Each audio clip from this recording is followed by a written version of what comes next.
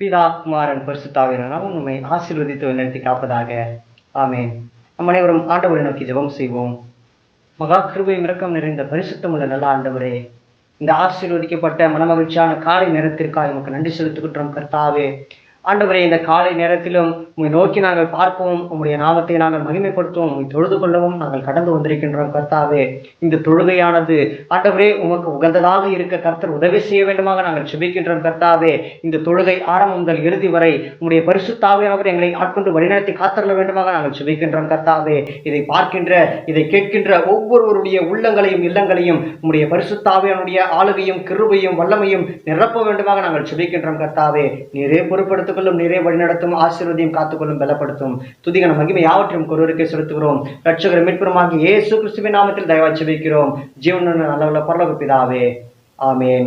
ஆராதனைக்கு ஆரம்பமாக நமக்கு அனைவருக்கும் தெரிந்த ஒரு கீர்த்தனை பாடல், கீர்த்தனை எண் 217வது கீர்த்தனை, தாசரே இத்தரணியை என்பாய் இயேசுவுக்கு சொந்தமாக்குவோம் என்ற ஒரு பாடலை அனைவரும் இணைந்து பாடி ஆண்டவரை ஆராதிப்போம். வாருங்கள்.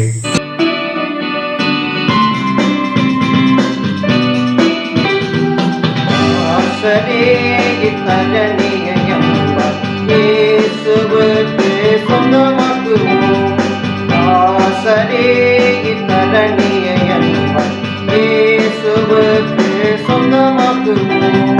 நேசமாய் இயேசுவை கூறுவோம், அவரை கண்டிப்போம், அவிருள் நீக்குவோம், வெளிச்சம் வீசுவோம். ஆசரே இத்தரணியை என்பாய் இயேசுவுக்கு சொந்தமாக்குவோம். பசியுற்றோர்க்கும் பிணியாளிகள் பட்சமாக உதவி செய்வோம். ருசித்த நன்மைகள் நிறைந்து தமை மறந்து இயேசு கனிந்து திரிந்தவரே. ஆசரே இத்தரணியை என்பாய் இயேசுவுக்கு சொந்தமாக்குவோம். நெருக்கப்பட்டு ஒடுக்கப்பட்டோரை நேசரை நாம் உயர்த்திடுவோம். நெருக்கப்பட்டு ஒடுக்கப்பட்டோரை நேசரை நாம் உயர்த்திடுவோம். குறுக்கவோ கஷ்டத்துக்குள் ஸ்தோரத்துக்குள் கடுகுழிக்குள் விழுந்தனரே. தாசரே இத்தரணியை என்பாய் இயேசுவுக்கு சொந்தமாக்குவோம். இந்து தேசமது சிறுமணிகள் இங்கை பொழிக்குள் வரவழைப்போம். சுந்தர குணங்கள் அடைந்து அறிவில் உயர்ந்து நிர்பந்தங்கள் தீர்த்து சிறந்திலங்கிட. ஆசரே இத்தரணியை என்பாய் இயேசுவுக்கு சொந்தமாக்குவோம். வருத்தப்பட்டு மரம் சுமந்து வருந்தியந்தாய் அழைத்திடுவோம். குறித்தம் இயேசு பாவபாரத்தை, நமது துக்கத்தை, நமது துன்பத்தை சுமந்து தீர்த்தாரே. தாசரே இத்தரணியை என்பாய் இயேசுவுக்கு சொந்தமாக்குவோம். கடவுளுக்கு முன்பதாக நம்மை தாழ்த்தி நாம் பாவம் செய்தோம் என்பதை மனவருத்தத்தோடு அறிக்கை செய்யும் வண்ணமாக நம் அனைவருக்கும் தெரிந்த கீர்த்தனை பாடல், கீர்த்தனை எண் 149, இறங்கும் இறங்கும் கருணை வாரி இயேசுராஜனே என்ற ஒரு பாடலின் வழியாக ஆண்டவருடைய சமூகத்திலே நம்முடைய பாவங்களை அறிக்கையிடுவோம். பாருங்கள்.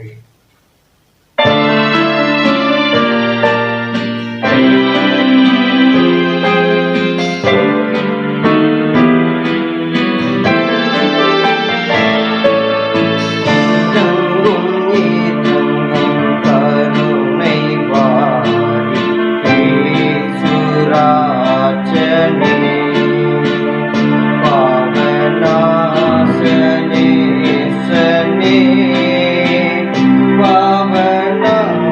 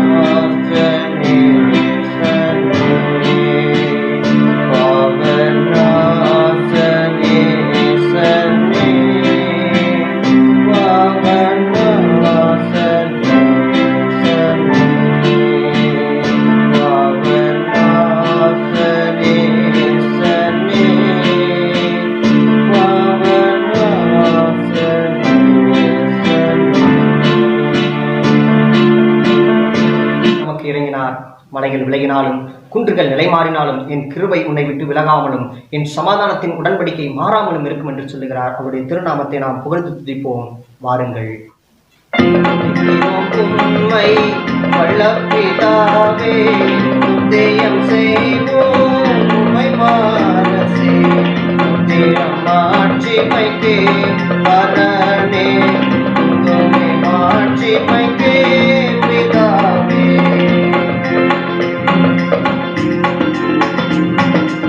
சுதனே இறங்கும் புவியோர் கடனை சுமந்ததை தீர்ந்த தூய செம்மறியே ராஜபம் கேளும் பரனே ராஜபம் கேளும் கிறிஸ்தே.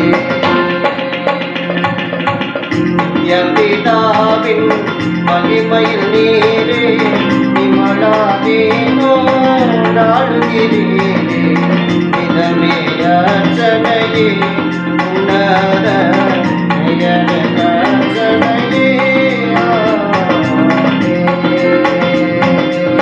திருத்துவ பண்டிகைக்கு பிந்தைய 12வது ஞாயிறு. இந்த நாள் அருளுரைக்கு ஆதாரமாக நமக்கு கொடுக்கப்பட்டிருக்கின்ற திருமறை பகுதி அது தூய மார்க்கு எழுதிய நற்செய்தி நூல் 7வது அதிகாரம் 31 துவங்கி 37 வரை உள்ள இறை வார்த்தைகள். மார்க்கு 7வது அதிகாரம் 31 துவங்கி 37 வரை. மறுபடியும் அவர் தீரு சீதோன் பட்டணங்களின் எல்லைகளை விட்டு புறப்பட்டு தெக்கப்போலியின் எல்லைகளின் வழியாக கலிலேயா கடல் அருகே வந்தார். அங்கே கொன்னைவாயுடைய ஒரு செவிடனை அவரிடத்தில் கொண்டு வந்து அவர் தமது கையை அவன் மேல் வைக்கும்படி வேண்டினார்கள்.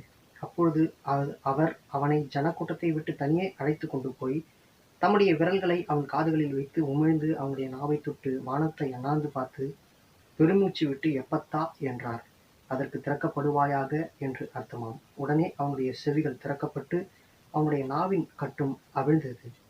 அவன் செவ்வையாய் பேசினான்.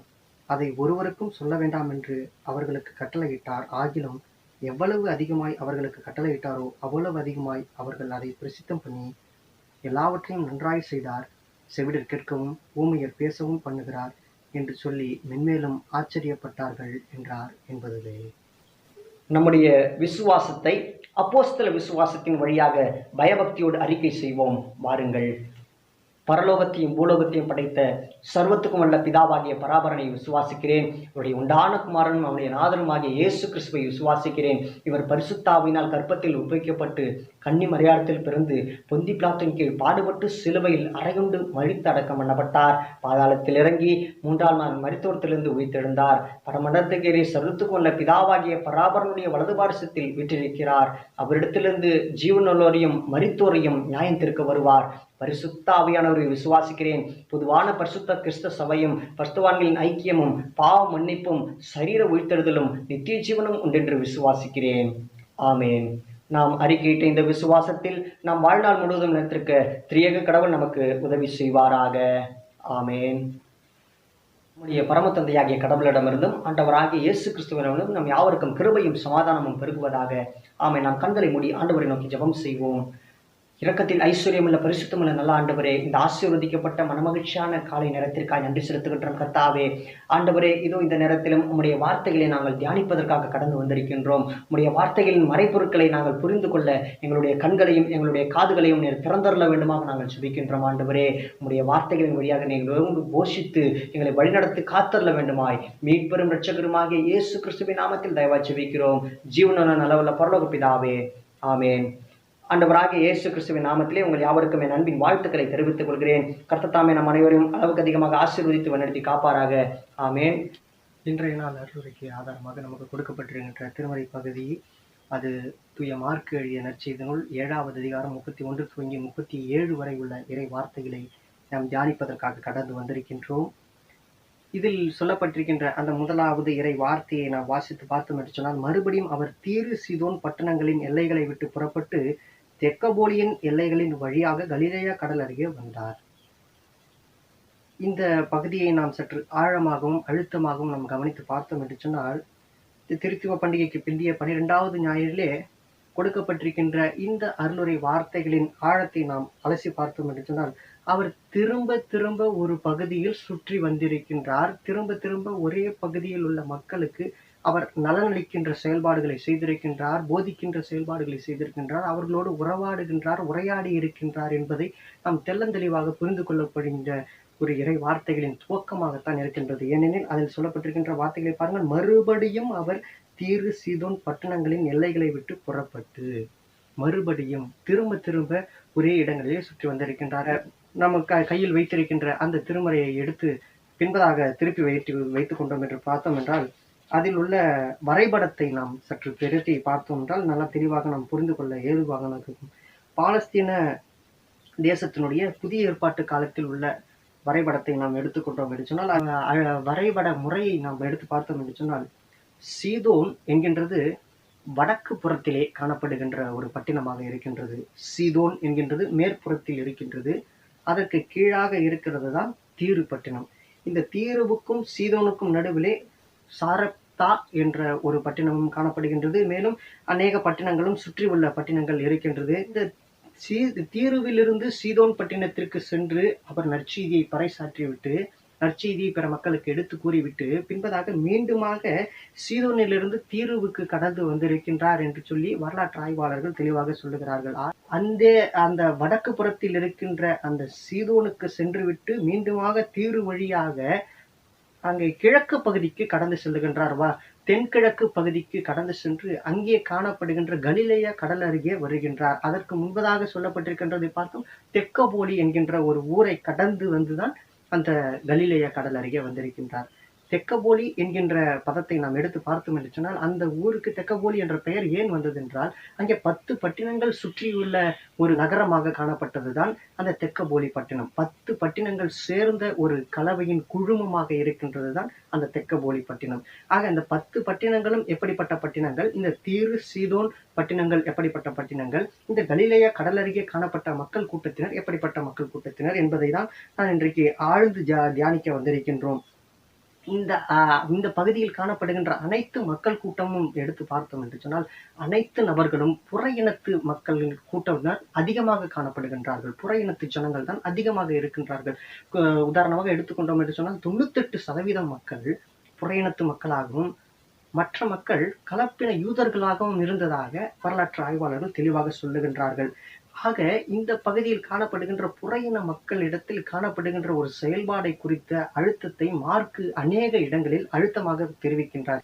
32வது வசனத்தை நாம் தொடர்ந்து வாசித்து பார்த்தோம் என்று சொன்னால், அதிலே மாற்றுத்திறனாளியாகிய காணப்படுகின்ற ஒரு நபரை அவருடைய நண்பர்கள், எத்தனை நண்பர்கள் என்று நமக்கு தெரியாது, ஆனால் நண்பர்கள் ஒரு கூட்டமாக சேர்ந்து இயேசுவினிடத்தில் அழைத்து கொண்டு வருகிறார்கள். வந்து ஆண்டவரிடத்தில் அவரை காண்பிக்கின்றார்கள். இந்த செய்தியை நாம் எடுத்து பார்த்தோம் என்று சொன்னால், ஒரு நண்பர்கள் கூட்டம் ஒரு நபரை, மாற்றுத்திறனாளியாக காணப்படுகிற ஒரு நபரை கொண்டு வந்து அங்கே இயேசுவின் இடத்தில் விடுகின்றார்கள். ஏன் அந்த மாற்றுத்திறனாளியே கடந்து வந்திருக்கின்றலாம். அந்த மாற்றுத்திறனாளியினுடைய குறைபாடுகளாக காணப்படுகின்றது காது கேளாமை என்கின்றது தான் இந்த பகுதியிலே தெளிவாக. காதும் கேட்கவில்லை, வாயும் பேசவில்லை. குறிப்பாக நாம் எடுத்து பார்த்தோம் என்று சொன்னால், டெஃபண்டம் என்று சொல்லப்படுகின்ற அந்த ஆங்கில பதத்தினுடைய விரிவாக்கம் தான் இந்த காது கேளாமையும் வாய் பேசாமையும். காது, கண், மூக்கு, வாய், தொண்டை இந்த பகுதிகள் எல்லாம் ஒரே கூட்டமைப்பில் சேர்ந்த ஒன்றாகத்தான் இருக்கின்றது என்பது நாம் அனைவரும் அறிந்த ஒன்று, அறிவியல் பூர்வமான சான்றுகளாக இருக்கின்றது. ஆக வாய் பேசாதது, காது கேட்காதது இரண்டுமே ஒரே நரம்பிலே ஏற்படுகின்ற பிரச்சனைகளின் செயல்பாடுகளின் கூற்றாகத்தான் இருக்கின்றது. ஆக இந்த பிரச்சனை இவருக்கு ஒருவேளை பிறப்பிலிருந்தும் இருந்திருக்கலாம், அல்லது இடையிலும் ஏற்பட்டிருந்திருக்கலாம். ஆனால் எப்படியோ ஒரு குறைபாடு ஒன்று நடந்திருக்கின்றது. ஒருவேளை அவருக்கு பிறப்பிலிருந்து இருந்தது என்று சொன்னால், அவருக்கு பிறவிலேயே இருக்கிறதுனால் அவருக்கு அதிகப்படியான கஷ்டங்கள் அவருக்கு தெரிந்திருக்க வாய்ப்புகள் இல்லை. ஏனெனில் அதில் பழகியவராக இருந்திருக்கின்றார். ஆனால் இடையில் நிறுத்தப்பட்டவராக, இடையில் அது தடைப்பட்டதாக இருந்திருக்கிறதுன்னு சொன்னால், வருத்தப்படக்கூடிய ஒரு நபராக, வேதனைப்படக்கூடிய ஒரு நபராக இருந்திருக்கலாம். ஆனால் இந்த இடத்தில் அவருடைய பாதிப்பு என்கின்றது மிகப்பெரிய ஒரு தாக்கத்தையும், மிகப்பெரிய ஒரு அழுத்தத்தையும், மிகப்பெரிய ஒரு மன கடினத்தையும் அவருக்கு ஏற்படுத்தியிருக்க கூடும். எனவே அவரிடத்தில் காணப்படுகின்ற செயல்பாடுகளை உற்று பார்த்தோம் என்று சொன்னால், அவர் ஒரு புற-இன மக்களாகவும் அவரும் காணப்படுகின்றார். ஏனெனில் அவரை அழைத்து வந்த மக்களும் புற-இன மக்களாகத்தான் இருக்கலாம். அப்படி இல்லை என்று சொன்னால், மார்க்கு தெளிவாக அவர்கள் யூத மக்கள் என்று சொல்லி அவர் குறிப்பிட்டிருக்கலாமே. ஆனால் குறிப்பிடாதது குறித்து நாம் பார்த்தோம் என்று சொன்னால், அங்கே புறையின மக்களுடைய சமுதாயத்திலே காணப்படுகின்ற அந்த குறைபட்ட மனிதரும் புறையின மக்களாகத்தான் இருக்கின்றார்கள். ஆக அந்த புறையின மக்களிடத்திலே தான் ஒரு அற்புதத்தையும் ஒரு அதிசயத்தையும் ஒரு அடையாளத்தையும் நிகழ்த்த வேண்டும் என்று சொல்லிதான் கடவுள் அந்த இடத்திலே செயல்படுகின்றவராக காணப்படுகின்றார். யூத பாரம்பரிய வைத்திய முறையினை கொண்டு வந்த நண்பர்கள் இயேசுவினிடத்தில் செய்ய வேண்டும் என்று சொல்லி அவர்கள் அறிவுறுத்துகிறார்கள். என்ன யூத பாரம்பரிய முறை? கைகளை வைத்து தொடுதல் வைத்திய முறை. தொடுதல் வைத்திய முறை என்பது யூத பாரம்பரியத்தில் உள்ள ஒரு அடிப்படை நம்பிக்கையின் வைத்திய முறைகளாக இருந்திருக்கின்றது. அந்த வைத்திய முறைகளை கொண்டு அநேக வியாதிகளை அந்த மருத்துவர்கள் குணப்படுத்தியிருக்கிறார்கள். இயேசுவின் செயல்பாடுகளை அநேக காரியங்களை அறிந்த நபர்களாக காணப்படுகின்ற இந்த நண்பர் கூட்டத்தினர் இயேசுவினால் எல்லாம் செய்ய முடியும், இந்த என்னுடைய நண்பனாக காணப்படுகின்ற இவனை குணப்படுத்த முடியும் என்கின்ற ஆழமான பற்றுறுதியும் விசுவாசமும் நம்பிக்கையும் கொண்டவர்களாக அவர்கள் காணப்பட்டார்கள். எனவே தன்னுடைய நண்பனை அவரிடத்தில் அழைத்து வருகின்றார்கள். அழைத்து வந்து இவரை தொட்டு குணமாக்கும், இவரை தொட்டு நலப்படுத்தும், இவரை தொட்டு சுகப்படுத்தும் என்று சொல்லி யூத பாரம்பரிய முறையிலே காணப்பட்ட யூத ரபியாகிய இயேசு கிறிஸ்துவினிடத்தில் யூத பாரம்பரிய முறைப்படியே குணப்படுத்த வேண்டுமாறு கேட்டுக்கொள்ளுகிறார்கள். இதனை கேட்டுக்கொண்ட இயேசு அடுத்ததாக அவருடைய செயல்பாடுகளிலே அதை எப்படி விவரிக்கின்றார், அதை எப்படி செயல்படுத்துகிறார் என்று சொல்லி நாம் பார்க்க இருக்கின்றோம்.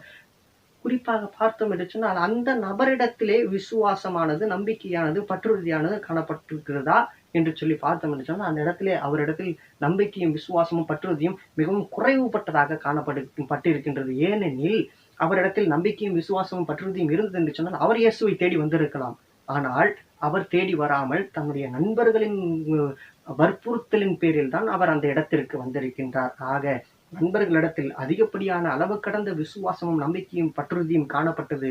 ஆனால் அந்த மாற்றுத்திறனாளியிடம் அதிகப்படியான நம்பிக்கையும் விசுவாசமும் பற்றுறுதியும் அவரிடத்தில் காணப்படவில்லை. காரணம் தொய்வுற்ற மனநிலை. எத்தனை காலங்களாக, எத்தனை நாட்களாக, எத்தனை மாதங்களாக, எத்தனை வருடங்களாக நான் இந்த பிரச்சனையிலே அகப்பட்டிருந்தேன். இத்தனை காலங்களாக என்னை எத்தனையோ மருத்துவர்களால் விடுவிக்க முடியாத ஒரு நிலையில் இருக்கின்ற பொழுது இவரால் செய்துவிட முடியும் என்று எனக்கு நம்பிக்கை இல்லை என்று சொல்லிய ஒரு தளர்ந்து போன ஒரு விசுவாசத்தின் நபராக அந்த நபர் அடையாளப்படுத்தப்படுகின்றதாக காணப்படுகின்றது. உடனடியாக அவருடைய நம்பிக்கையின்மையை இயேசு அறிந்து கொண்டு அந்த நபரை அந்த கூட்டத்திலிருந்து தனியே அழைத்து செல்லுகின்றார். ஏனெனில் தனியே அழைத்து சென்ற பிறகு அவரிடத்தில் நம்பிக்கையூட்டக்கூடிய செயல்பாடுகளை அவர் செய்திருக்கின்றது நம் திருமறையிலே பதிவு செய்யப்பட்டிருக்கின்ற. என்ன செயல்பாடுகளை செய்திருக்கின்றார்? அவர் காதுகளை தொடுகின்றார். ஏனெனில் ஒரு பேச முடியாத, கேட்க முடியாத ஒரு நபரிடம் நாம் பேசினால் அந்த வார்த்தைகள் அவருடைய காதுகளிலே கேட்காது. அப்ப அந்த பட்சத்திலே அவர் தொடுதலின் மூலயமாக ஏதோ ஒரு சிம்பிள், ஒரு அடையாளத்தை செய்கின்றார். ஒரு அடையாளத்தின் வழியாக அவரோடு உரையாடுகின்றார். இயேசு முதலாவது அவருடைய விசுவாசத்தினுடைய வலிமையை மேலும் மேலும் வலுப்படுத்தி அதனை உறுதிப்படுத்தி அவரை அந்த விசுவாசத்தில் நிலைநிற்க செய்வதற்கான அடையாளமாக, நான் இப்பொழுது உன்னுடைய காதுகளையும் உன்னுடைய நாவுகளையும் தொட்டு சுகப்படுத்தப் போகின்றேன் என்பதன் அடையாளமாக முதலாவது அவருடைய காதுகளில் கைகளை வைத்து என்ற வார்த்தை அழுத்தமாக மார்க்கு பதிவு செய்கின்றார். ஆக கைகளை வைத்த உடனேயே அவருக்குள்ளாக ஒரு விசுவாசத்தின் நம்பிக்கை ஊற்றெடுத்து பெருக்கெடுத்திருக்கும். அதன் விளைவாகத்தான் இயேசுவால் எல்லாம் செய்ய முடியும், இயேசுவால் குணப்படுத்த முடியும், அந்த இயேசுவால் எல்லாவற்றையும் எனக்கு மாற்றி கொடுக்க முடியும், எனக்கு வாழ்வு கொடுக்க முடியும் என்கின்ற ஒரு நம்பிக்கையின் அழுத்தத்தின் நபராக அவர் காணப்பட்டதனால் அடுத்த காரியமாக காணப்படுகின்ற அந்த செய்தியை பாருங்கள். தன்னுடைய உமிழ்நீரை தொட்டு, இயேசு தன்னுடைய உமிழ்நீரை தொட்டு அந்த நபர் மாற்றுத்திறனாளியாக காணப்படுகின்ற அந்த நபருடைய நாவில் உமிழ்நீரை தொடுகின்றார். ஆக ஒரு மனிதன் என்பவன் மற்றவருடைய உமிழ்நீர் என்பது நம் மீது படக்கூடாது என்று நினைக்கின்ற ஒரு கூட்டமாகத்தான் மனித சமுதாயம் காணப்படும். ஆனால் இந்த இடத்திலே இயேசு தன்னுடைய உமிழ்நீரை இன்னொரு நபர் நாவில் வைக்கின்றார். அப்ப அந்த நாவில் வைக்கின்ற அந்த சூழலிலே அந்த மாற்றுத்திறனாளி நினைச்சிருக்கலாம், என்ன இது அருவருப்பான ஒரு செயல்பாடாக இருக்கிறதுன்னு சொல்லி அவர் அதை ஒதுக்கி இருக்கலாம், நிராகரித்திருக்கலாம், மறுத்திருக்கலாம், ஏதாவது ஒரு எதிர்ப்பை தெரிவித்திருக்கலாம். ஆனால் இந்த இடத்தில் எந்த ஒரு எதிர்ப்பையும், எந்த ஒரு மறுப்பையும், எந்த ஒரு எதிரான காரியங்களையும் அவர் செய்யாமல் அமைதியாக இயேசுனுடைய செயல்பாட்டிற்கு ஒப்பு கொடுத்தவராக, இயேசுனுடைய எல்லா விதமான செயல்பாட்டிற்கு தன்னை முழுவதுமாக அர்ப்பணித்தவராக அப்படியே நின்று கொண்டிருந்ததாக திருமறையில் அழுத்தமாக தெளிவாக நாம் பார்க்க முடிகின்றது. தொடர்ந்து அடுத்த நிகழ்வாக இயேசு செய்கின்றது, அந்த உமிழ்நீரை தொட்டு எப்பத்தா என்கின்ற வார்த்தையை அவர் முன்மொழிகின்றார். ஆக இந்த உமிழ்நீர் செயல்பாடு என்பது ஒரு மிகப்பெரிய ஒரு தாக்கத்தை ஏற்படுத்துகின்ற ஒரு செயல்பாடு. உதாரணமாக நாம் எடுத்துக்கொண்டோம் என்று சொன்னால், ஒரு ஆலயத்துக்கு நம்ம ஆலயத்திற்கே நபர்கள் வருகின்றார்கள் என்று வைத்துக் கொள்ளுங்களேன். ஒரு பணக்காரர் வராரு. பணக்காரர் வராருன்னா, அந்த பணக்காரருக்கு நம்ம கொடுக்கின்ற ஒரு ஒரு செயல்பாடுகள் எப்படிப்பட்டதாக இருக்கும் என்று பாருங்களேன். ஒரு நல்ல பர்ஃப்யூம்லாம் போட்டு, நல்ல சென்ட்டெல்லாம் போட்டுக்கிட்டு, நல்லா டிப்டாப்பா ட்ரெஸ் பண்ணிக்கிட்டு அவர் வந்திருப்பார். உடனடியாக நம்ம மக்கள் முன்பதாக சீட்டு கொடுத்து, இருக்கை கொடுத்து, அவரை அமரச் செய்து, அவரை அந்த வழிபாட்டில் பங்கு பெற செய்வார்கள்.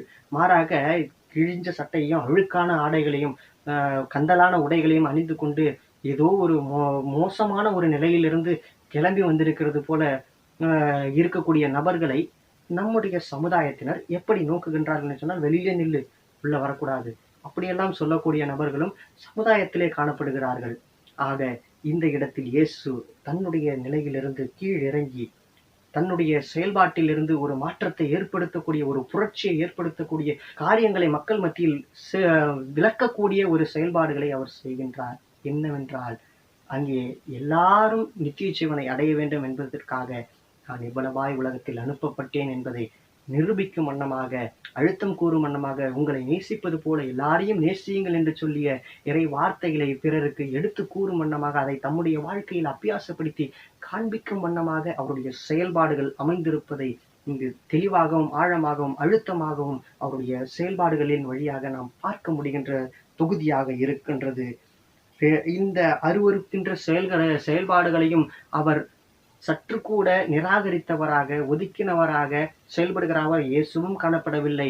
என்ற மாற்றுத்திறனாளியும் காணப்படவில்லை. அவரிடத்தில் காணப்பட்ட நம்பிக்கையின் ஒரு அழுத்தம் அவரை நலப்படுத்துகின்ற ஒரு செயல்பாட்டிற்கு நேராக வழிநடத்துகின்ற செயல்பாடுகளை நாம் பார்க்க முடிகின்றது. மேலும் 34வது இறை வார்த்தைகளை எடுத்து பார்த்தோம் என்று சொன்னால், இயேசு எப்பத்தா என்று சொல்வதற்கு முன்பதாக வானத்தை அண்ணாந்து பார்த்து ஆண்டவரிடத்தில் இறைவேண்டல் செய்கின்றார். கடவுளிடத்தில் இறைவேண்டல் செய்கின்றார். கடவுளிடத்தில் ஜெபம் செய்கின்றார். கடவுளே, இவரை நலப்படுத்தும், இவரை குணப்படுத்தும், உம்முடைய சித்தத்தின்படி, உம்முடைய திருநாமத்தின் மகிமைக்கு பாத்திரமாக இவரை எடுத்து பயன்படுத்த வேண்டுமாக இவரை குணப்படுத்தும் என்கின்ற ஒரு சிறு ஜெபத்தை தன்னுடைய ஆழ் மனதிலிருந்து அவர் ஜெபித்திருக்கலாம். ஜெபித்ததற்கு பிறகு அவர் செய்கின்ற காரியம் எப்பத்தா, திறக்கப்படுவாயாக என்கின்ற அரமேய மொழியாடலை இந்த இடத்தில் மார்க் பதிவு செய்கின்றார். திறக்கப்படுதல் என்கின்றது ஏதோ ஒரு கட்டு நிலையில் இருக்கின்ற ஒரு நபரை திறந்து விடுகின்ற ஒரு செயல்பாடாகத்தான் காணப்படுகின்றது. இங்கே இயேசு சொல்லுகின்ற அந்த எப்பத்தா என்கின்ற வார்த்தையின் அழுத்தத்தை எடுத்து பார்த்தோம் என்று சொன்னால், அது மிகவும் வலிமை வாய்ந்த ஒரு வார்த்தையாக இருக்கின்றது. அது ஒரு அதிகாரத்தின் வார்த்தையாக இருக்கின்றது. அது ஒரு ஆளுகையின் வார்த்தையாக இருக்கின்றது. அது ஒரு கட்டளை வாக்கியமாக இருக்கின்றது. செய்யப்பட வேண்டும், நடக்கப்பட வேண்டும் என்கின்ற ஒரு உறுதியின் செயல்பாடுகளின் வார்த்தையாக அந்த வார்த்தை வெளிப்படுகின்றதை நாம் தெளிவாகவும் ஆழமாகவும் அழுத்தமாகவும் பார்க்க முடிகின்றது. அடுத்ததாக தொடர்ந்து பார்த்தோம் என்று சொன்னால் 35வது வசனத்தில் தெளிவாக சொல்லியிருக்கிறபடி, உடனே அவனுடைய செவிகள் திறக்கப்பட்டு அவனுடைய நாவின் கட்டுகளும் அவிழ்ந்தது. செவிகள் திறக்கப்படுகின்றது. மூடி இருக்கின்ற செவியின் செயல்பாடுகள் திறப்பின் நிலைக்கு உட்படுகின்றது. அடுத்ததாக நாவின் கட்டுகள் அவிழ்க்கப்படுகின்றது.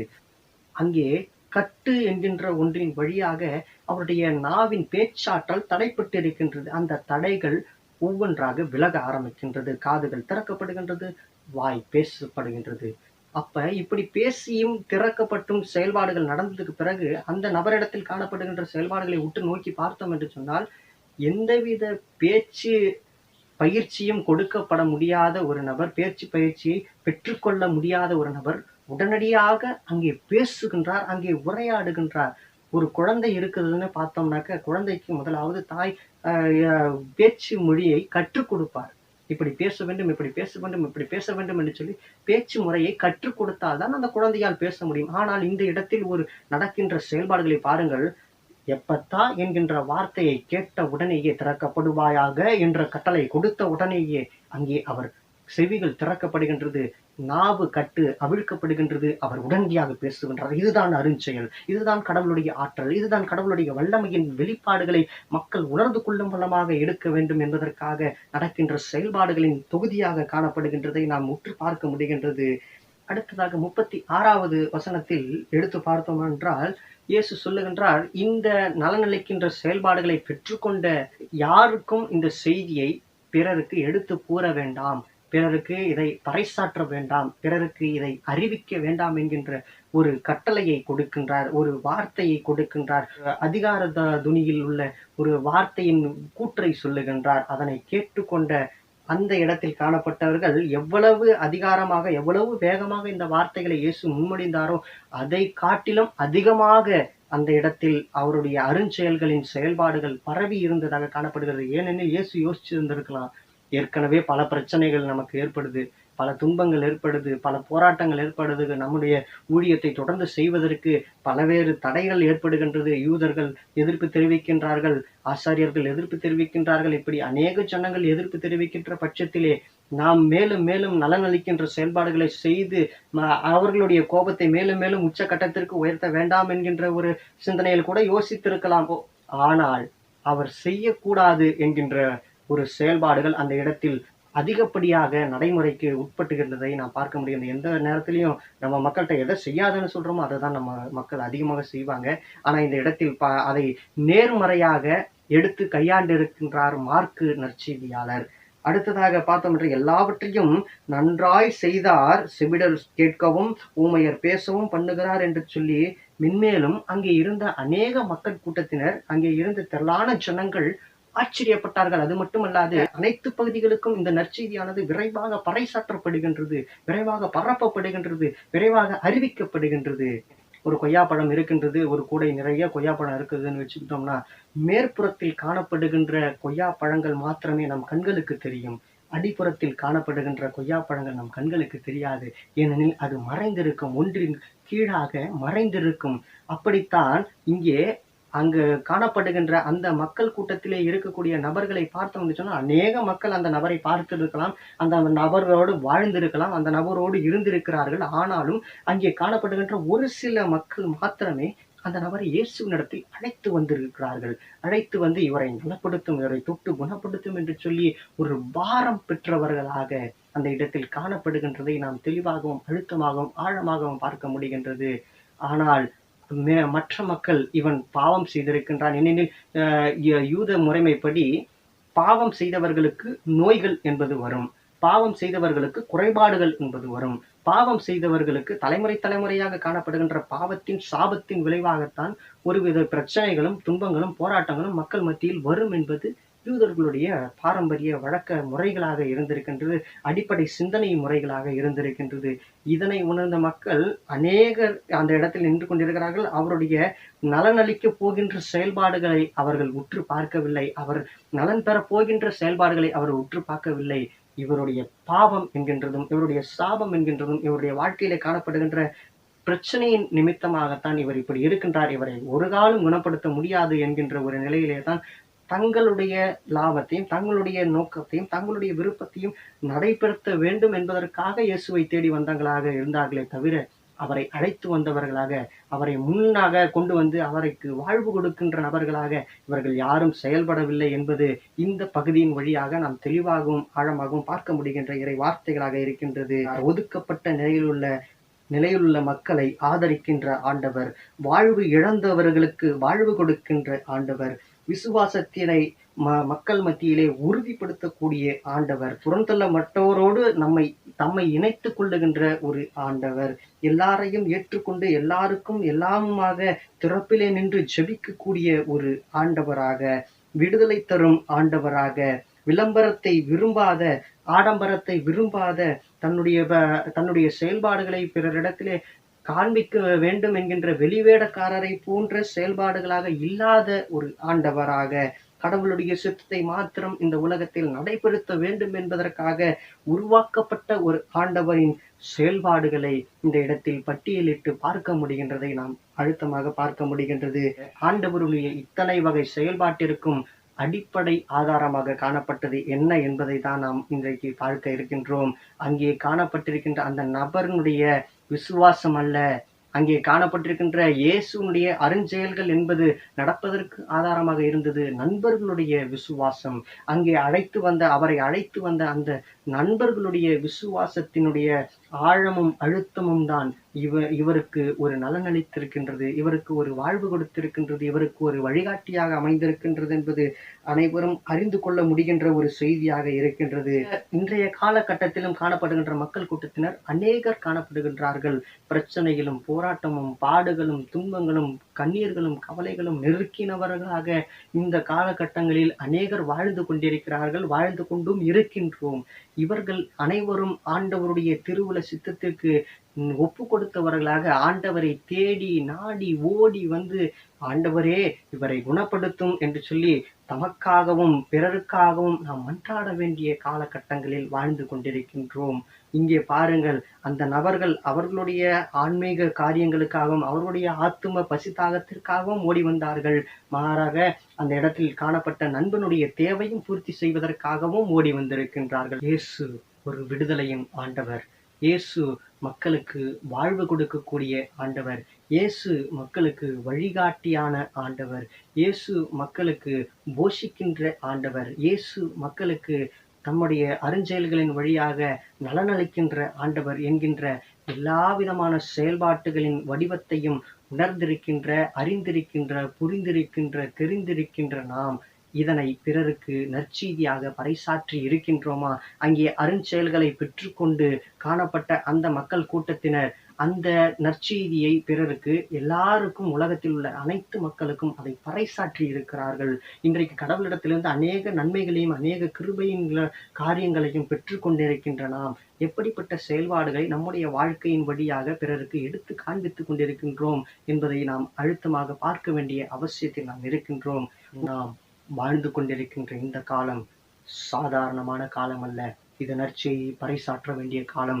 இது பிறருக்கு நற்செய்தியாக நம்முடைய வாழ்க்கையை அமைத்துக் கொள்ள வேண்டிய காலம். இது ஓய்ந்திருக்கிற காலம் அல்ல, இது இளைப்பாறுகிற காலம் அல்ல. இது நற்செய்தியை பிறருக்கு அறிவிக்க வேண்டிய காலம், நற்செய்தியாக பிறருக்கு வாழ வேண்டிய காலம். எவர்களை அழைத்தாரோ அவர்களை முன்குறித்திருக்கின்றார், எவர்களை முன்குறித்திருக்கிறாரோ அவர்களை தெரிவு செய்து வைத்திருக்கின்றார், எவர்களை தெரிவு செய்து வைத்திருக்கின்றாரோ அவர்களை தான் கடவுள் பயன்படுத்த போகின்றார். நான் யாரையோ பற்றி சொல்லவில்லை, உங்களையும் என்னையும் பற்றி மாத்திரமே நான் சொல்லிக் கொண்டிருக்கின்றேன். கர்த்தர் நம்மை அழைத்திருக்கின்றார், கர்த்தர் நம்மை முன்குறித்திருக்கின்றார். கர்த்தர் நம்மை தாயின் கருவிலே உருவாவதற்கு முன்பதாகவே இன்னாருக்கும் மகனாகவும் பிறக்க வேண்டும் என்பதை தெரிவு செய்து வைத்திருக்கின்றார். கர்த்தர் தான் நம்மை பயன்படுத்த சித்தம் உள்ளவராக இருக்கின்றார்.